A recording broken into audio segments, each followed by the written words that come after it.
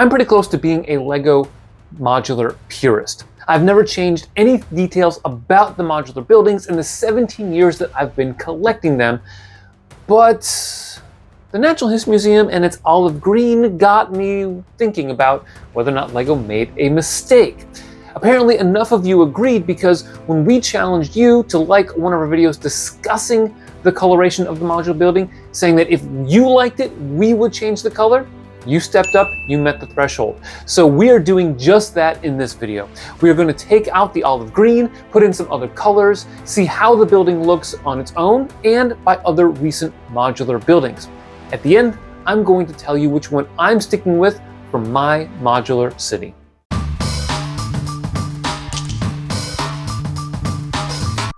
To recolor the museum, I had to deconstruct it and start the rebuild. And because I didn't want to spend a ton of money on this, I was forced to make some tough decisions in terms of colors and striping, but more on that later. I chose 4 slightly different color combinations: tan with white accents, white with tan accents, white with the dark brown stripe, and a purer white exterior. Let's check in with how the tan version is coming along.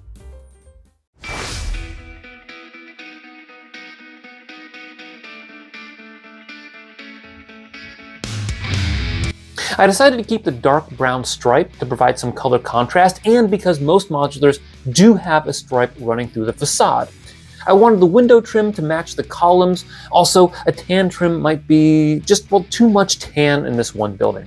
That meant stripping down the building nearly to its base, which took a little bit of time. On the second level, I was faced with a decision about the top stripe. Do I keep it white or change it up? I kept it white. I will say, taking out all of those olive green bricks felt weird.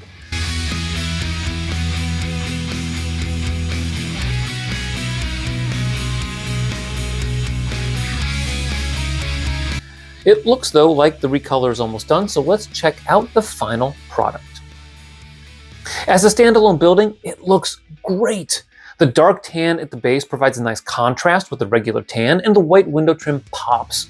Even the dark brown stripe is a strength because it adds even more contrast. I'm not 100% sold on the white stripe at the top, nor am I a huge fan of the light blaze stripe of tiles between the levels.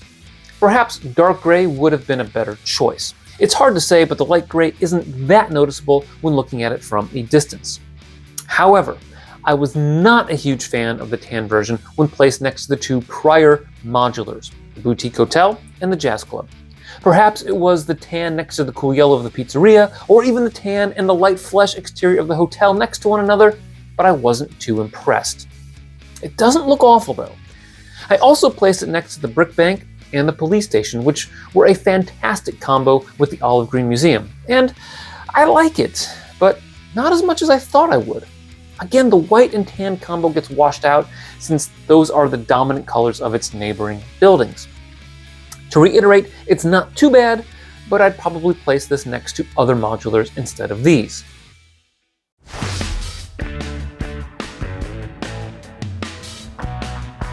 How about the white with tan trim? I had to decide if I was going to keep the dark brown stripe and chose to do so for this iteration.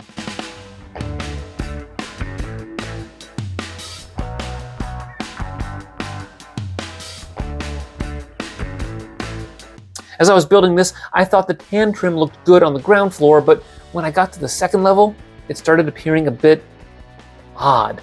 For instance, the tan trim might look good only around the windows, but the stripe along the bottom on the first level and the top of the second level just looks washed out.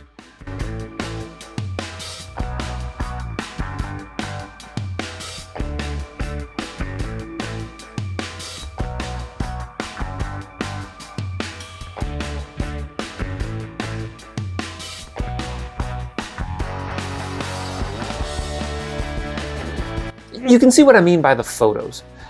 By itself, the dark tan, dark brown, and tan aren't too bad of a combination, but the second level isn't quite right, especially in the middle with the tan stripe under those windows in the middle. The signs and the tree help cover this up, but I'm not a big fan of this version. However, using white as the main color shows some promise when placing the museum next to the hotel and jazz club. Again, the tan next to the cool yellow of the jazz club isn't my favorite, but the white stands out and provides for a dignified look, particularly in some of these close-up shots, such as this one showing the pizzeria museum connection, and this one showing where the museum and the hotel join up.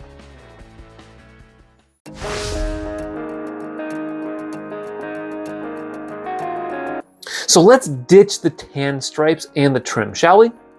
Now, even though I want the tan gone, there were still some tough decisions to make. Should I replace the bottom tan stripe with the white on the bottom level? Or perhaps a tan stripe would work better with the dark tan? I ended up replacing the tan because no tan means no tan. But what about the dark brown stripe? Well, let's keep that in there for now because I can fairly easily remove that later. Oh, and the light blade tiles between the floors, gone. I replaced them with white to make the transition more seamless. And here is the final result. I think it looks pretty good. I know white isn't everyone's favorite color for buildings, but there is something dignified, something pure, even democratic about a white facade. One drawback is you might lose some of the finer details when examining it, such as the ingots at the top, the plant stems there in the roof section, or even the perspective of the columns. Yet, that's a trade-off I might be willing to make. How does it look next to the Jazz Club and the Boutique Hotel? Really good. Better than the last version, and I would argue better than the tan version as well. Just removing all of the tan helps unify the facade and eases the transition between the buildings on each flank, yet it retains its imposing figure as seen in this photo.